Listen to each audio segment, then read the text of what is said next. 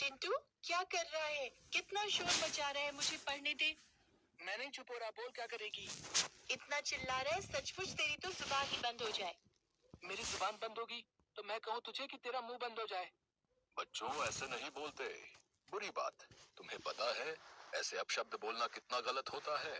हमारी जुबान पर माँ सरस्वती बैठी होती हैं, इसलिए हमें हमेशा तोल मोल कर बोलना चाहिए, क्योंकि हमारी जीभा पर कब माँ सरस्वती विराजमान हो जाएं और कब मुख से बोले कटु वचन सत्य हो जाएं और वो नकारात्मक बातें सच हो जाएं, कोई नहीं जानता। दादाजी, माँ सरस्वती जुबान पर कैसे और कब बैठती है? क्या अभी भी माँ सरस्वती हमारे मुंह पर बैठी है?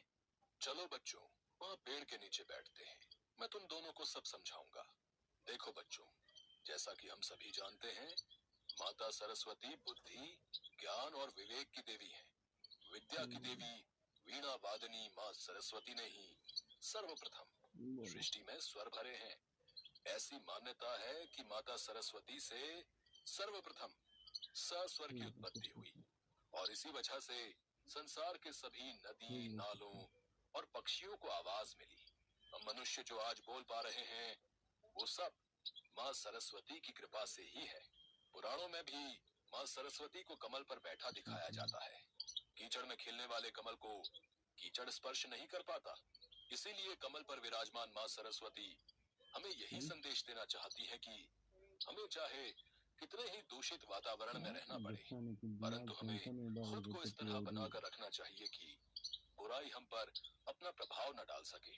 सनातन धर्म में माँ सरस्वती को वाणी की देवी भी कहा गया है, इसलिए सदैव मीठी वाणी बोलनी चाहिए। हमें कभी भी कड़वी वाणी में बात नहीं करनी चाहिए। माँ सरस्वती कभी भी जीभ पर बैठी हो सकती है। जाने अनजाने बोली गई बात सच साबित हो जाती है, इसलिए किसी अपने या फिर पराये किसी के भी बारे में कभी ना तो बुरा बोलें और ना ही सोचें। माँ सरस्वती कब जिह्वा पर आ जाएं, कुछ कहा नहीं जा सकता। अब मैं तुम्हें बताता हूँ कि माँ सरस्वती किस समय हमारे मुख पर विराजमान होती हैं। बच्चों, 24 घंटे में एक समय आता है जब प्रत्येक मनुष्य की जुबान पर माता सरस्वती स्वयं आसीन होती हैं। इस विषय में ऐसा कहा जाता है कि इस समय जो भी शब्द मनुष्य बोलता है वो सच हो जाते हैं। अब बात आती है कि किस समय माता सरस्वती हमारी जुबान पर आसीन होती हैं।